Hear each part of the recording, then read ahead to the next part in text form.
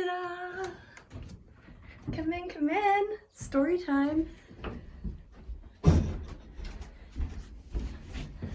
Okay, I'm really excited about the book today because it's a book that I really enjoy and it's a book that we're going to read a couple of times this week. For parents who are joining us for story time, there are certain books that sometimes we'll read 2 or 3 times in a week, and that's to help students build on their reading comprehension. So students, you know that I'll read a little bit about the characters and the plot of the book first. Remember, characters are the things that the book is about. So sometimes the characters are people. Sometimes the characters might be animals or objects, like the napping house. The character in the napping house is the house. And the plot is what happens in the book.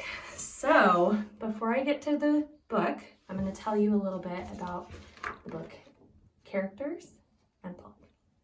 Abiyoyo is the story of a boy and his magician father who are not liked by their neighbors. The boy plays his ukulele all the time, and his father plays tricks on people by making things disappear.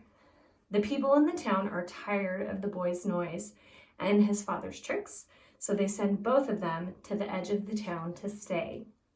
Later, when the fearsome giant Abiyoyo appears, the father and son must save the town. Let's see how they solve that problem. So while I'm reading the book, think about the fact that Abiyoyo and his father and the town have a problem, and we're going to figure out how they solve it. All right, so here we go. Abiyoyo. I love this title page. That little boy looks like he's having a great time playing that ukulele. Abiyoyo, based on a South African lullaby and folk story. Once upon a time, there was a little boy who played the ukulele. He'd go around town and go clink, clunk, clunk, clink, clunk. The grown-ups would say, "Take that thing out of here." Not only that, the boy's father got in trouble. The boy's father was a magician. He had a magic wand. He'd go zoop, zoop, and make things disappear. She's covering her ears. But he played too many tricks on people. He'd come up to someone about to drink a nice cold glass of something. Zoop, the glass disappears. Someone doing a hard job of work. Zzz, zzz, zzz. Up comes the father with his magic wand. Zoop, no saw. Oh no. He'd come up to someone about to sit down after a hard day's work. Zoop, no chair. Uh-oh, what's going to happen to that person? No chair. People said to the father, "You get out of here too. Take your magic wand and your tricks, and you and your son just get." The boy and his father were ostracized. Ooh, that's a really big word. Ostracized means that they were told to leave. Get out of here and go away. That means they made him live on the edge of town. So they were ostracized and told to live on the edge of town. What do you think? Are they happy about that decision? Now, in this town, they used to tell stories. The old people used to tell stories about the giants that lived in the old days. They used to tell about a giant called Abiyoyo. They said he was as tall as a tree and could eat people up. Of course, nobody believed this story, but they told it anyway. One day, the sun rose blood red over the hill. The first people got up and looked out of the window. They saw a great big shadow in front of the sun. They could feel the whole ground shake. Here comes Abiyoyo. Women screamed. Strong men fainted.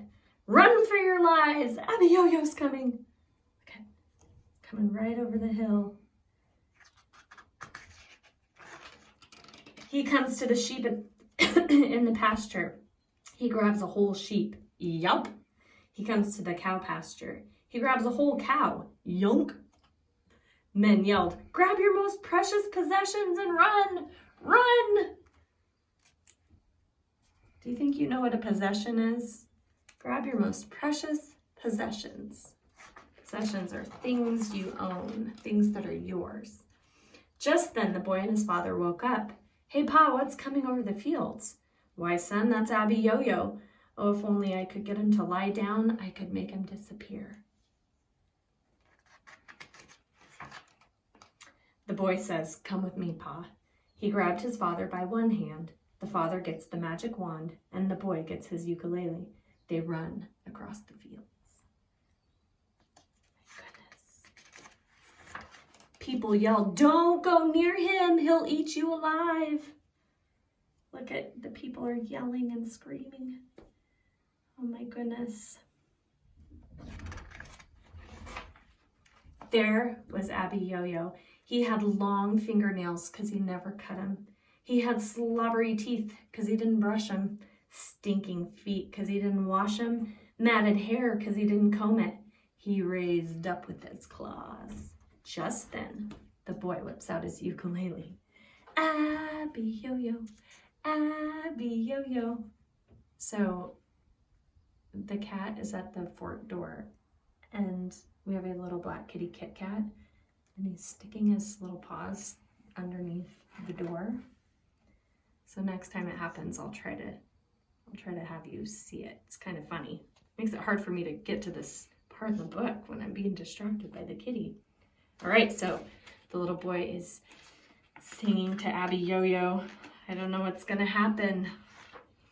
Well, you know, the giant had never heard a song about himself before. A foolish grin spread over his face, and the giant started to dance. Abiyoyo, Abiyoyo. Look, how do you think the giant's eyes look to you?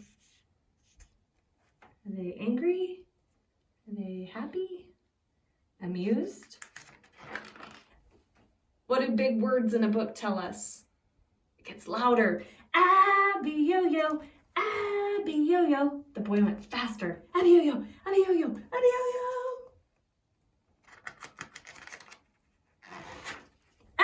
Abiyoyo, Abiyoyo. That giant's really dancing, huh? Abiyoyo, Abiyoyo.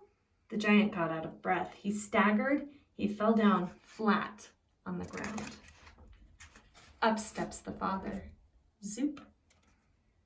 See the magic coming out of the wand? Zoop.